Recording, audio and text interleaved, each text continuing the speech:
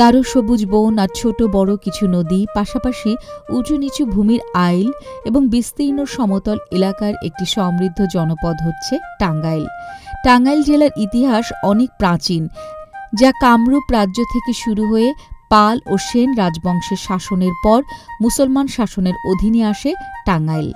এই এলাকা প্রায় ৫,০০০ বছর আগের কামরূপ রাজ্যের অংশ ছিল বলে ধারণা করা হয়।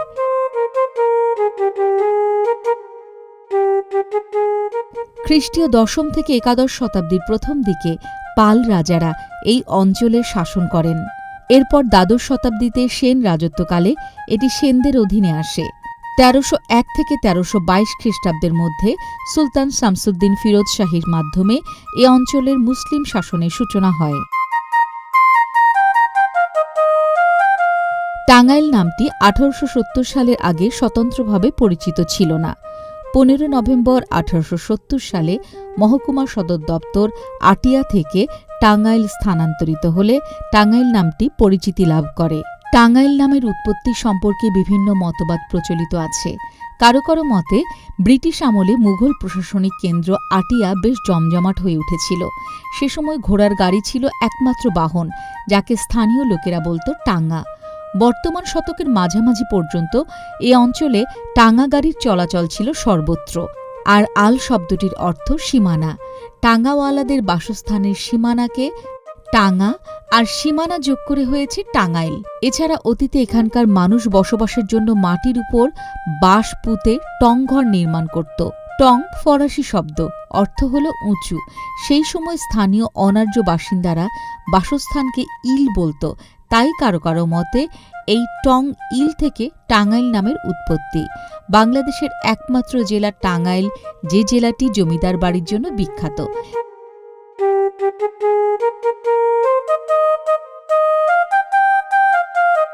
এটি নাগরপুর জমিদার বাড়ি। প্রায় ৫৪ একর জমির উপর জমিদার বাড়ি বা চৌধুরী বাড়ি প্রতিষ্ঠা করেন যদুনাথ চৌধুরী। কথিত আছে তিনি কলকাতার আদলে নাগরপুরকে সাজানোর পরিকল্পনা করেছিলেন। এখান থেকেই তিনি জমিদারি পরিচালনা করতেন।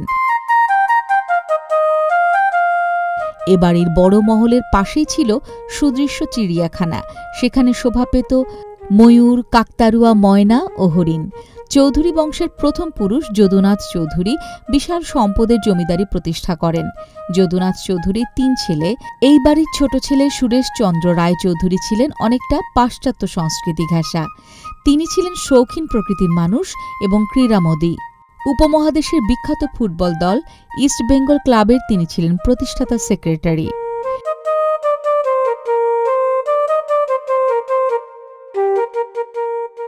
আমি যে জায়গায় দাঁড়িয়ে কথা বলতেছি, এই জমিদার বাড়িটা সতীশচন্দ্র রায়বাহাদুর কর্তৃক প্রতিষ্ঠিত।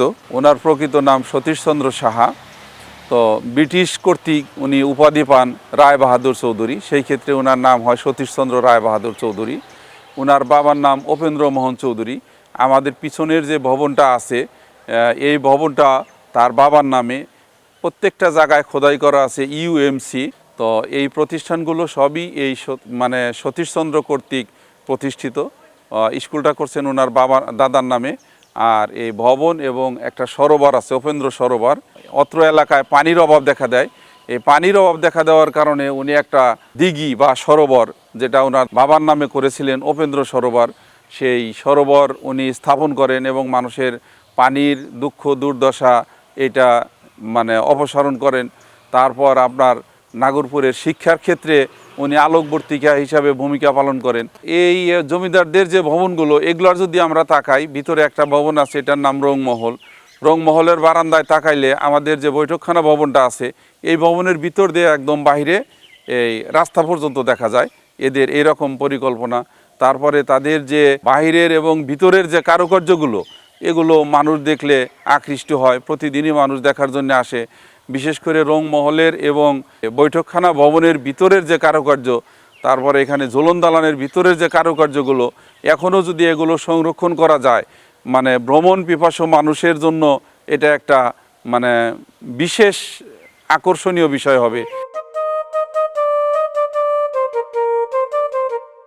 এ বাড়ির বৈঠকখানা ছিল পাশ্চাত্য এবং মুঘল সংস্কৃতির মিশ্রণে সৌন্দর্যমণ্ডিত। এই বৈঠকখানা বিল্ডিংয়ের উপর ছিল নহবতখানা। সেখান থেকে ছড়িয়ে পড়ত প্রতিদিন ভোর সকালে সানাইয়ের ভৈরবী সুর। এই সুর বা ধ্বনিতে চৌধুরী বংশের তথা এলাকার প্রজাবৃন্দের ঘুম ভাঙত। শোনা যায় রায়বাহাদুরের ছোট ভাই সুরেশ চৌধুরীকে নাগরপুরে রেখে কলকাতার আদলে নাগরপুরকে সাজানোর পরিকল্পনা করেছিলেন এবং সেখানে সেভাবেই বাস্তবায়ন করেছেন।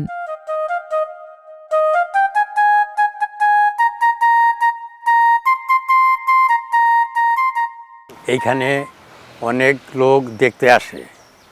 এখানে যে সমস্ত বিল্ডিং অবসরণ হয়ে আছে এগুলা যদি সরকার সংস্কার করতো তাহলে অনেক দূর দূরান্ত থেকে লোক দেখতে আসতো আরও, এবং ভালো হতো।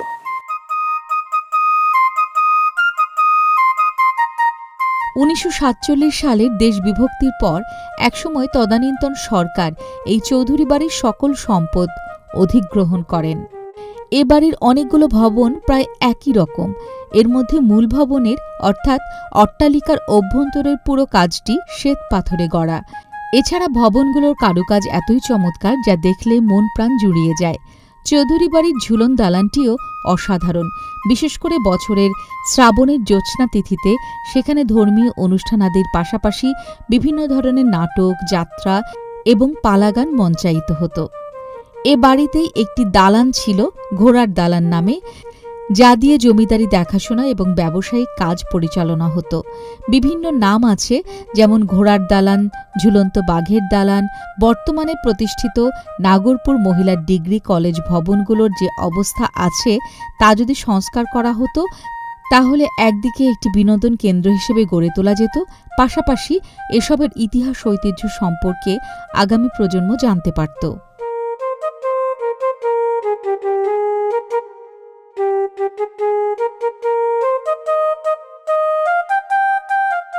মাঝে মধ্যে এখানে আসা হয় আর কি। তো এখানে কয়েকটি ভবন আছে, এর মধ্যে পিছনের যে ভবনটি দেখতে পাচ্ছি এটাতে দেখলেই আমার ভালো লাগে আর কি। এখানে এসে আসলে দেখি হলো যে পুরাতন যে জমিদার ভবনগুলো যে আছে, এই ভবনগুলো আসলে এত সুন্দর করে যে তৈরি করেছে এটা দেখে আসলে আমি অভিভূত আর কি। এই পুরাতন ভবনগুলো এখন আসলে রক্ষা করা হোক, এটা আমরা চাই।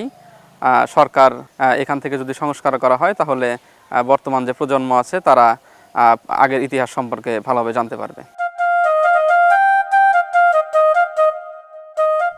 আতিয়া মসজিদ টাঙ্গাইল জেলার দেলদুয়ার উপজেলায় অবস্থিত একটি প্রাচীন ঐতিহাসিক মসজিদ, বাংলাদেশের অন্যতম প্রত্নতাত্ত্বিক নিদর্শন। টাঙ্গাইল জেলার প্রত্নতত্ত্ব নিদর্শনের মধ্যে সবচেয়ে উল্লেখযোগ্য হচ্ছে আতিয়া জামে মসজিদ। টাঙ্গাইল শহর থেকে 8 কিলোমিটার দূরে এর অবস্থান।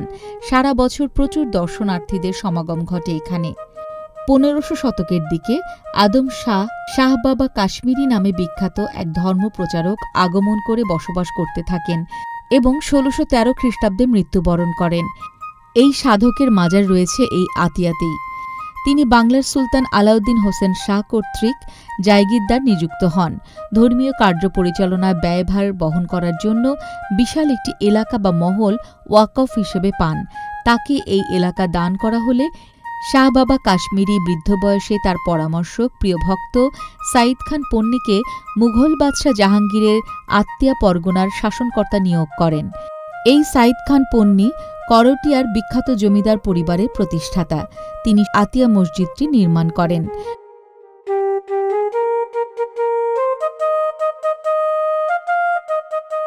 সাইদ খান পন্নী সাহেব 1609 সালে যখন এই মসজিদ উদ্বোধন করেন, তারও প্রায় 30-40 বছর আগের থেকে উনি আটিয়াতে অবস্থান করেছিলেন এবং আটিয়ার থেকে উনি বাংলা এবং ভারতবর্ষে শাসন করেছেন।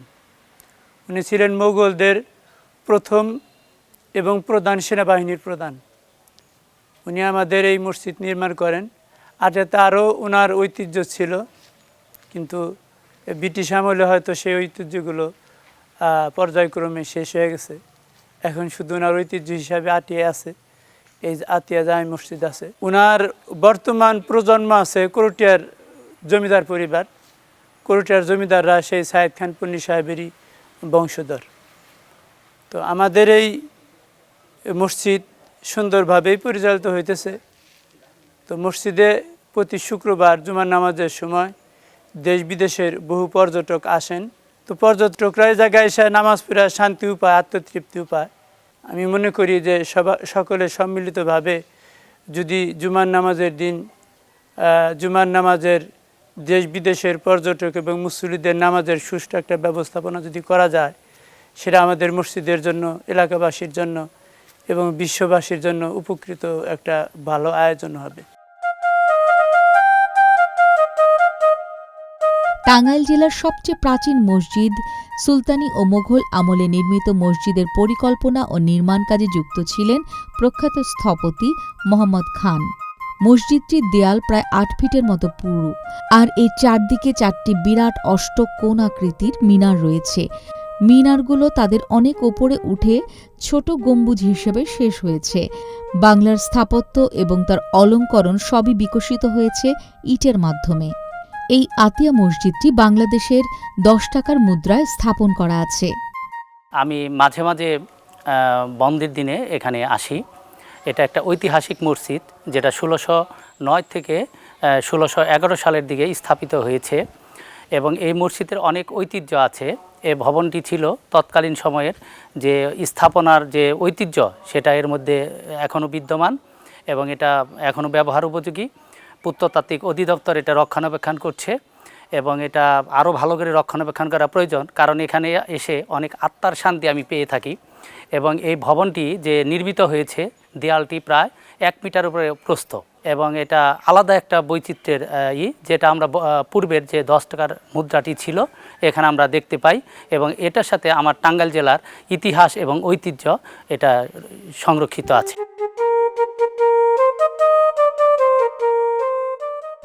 ধলেশ্বরী নদী, এটি যমুনা নদী থেকে উৎপন্ন হয়েছে।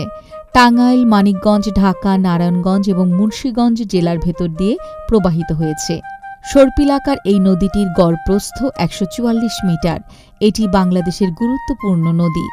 এই নদীটির দৈর্ঘ্য 292 কিলোমিটার। টাঙ্গাইল জেলার মধ্যভাগ দিয়ে প্রবাহিত এটি একটি জলধারা। এটি যমুনা নদীর শাখা নদী, আবার এই ধলেশ্বরী নদীর শাখা হচ্ছে বুড়িগঙ্গা। এই নদীর কিছু অংশ ভারতের আসাম রাজ্যের হাইলাকান্দি দিয়ে বয়ে গেছে। টাঙ্গাইল জেলার উত্তর পশ্চিম প্রান্তে যমুনা নদী থেকে উৎপত্তি হয়ে এর 2টি ভাগ হয়ে যায়। উত্তর অংশটি ধলেশ্বরী আর দক্ষিণের অংশটি কালীগঙ্গা নামে প্রবাহিত হয়। এই 2টি শাখা নদী মানিকগঞ্জ জেলার কাছে মিলিত হয়ে আবার সম্মিলিত ধারাটি ধলেশ্বরী নামে প্রবাহিত হয়ে নারায়ণগঞ্জ জেলার কাছে শীতলক্ষ্যা নদীর সাথে মিলিত হয়েছে। ধলেশ্বরী বর্তমানে যমুনার শাখা, কিন্তু প্রাচীনকালে এটি সম্ভবত পদ্মা নদীর মূলধারা ছিল। 1600 থেকে 2000 সালের মধ্যে পদ্মার গতিপথ ব্যাপকভাবে পাল্টে গেছে।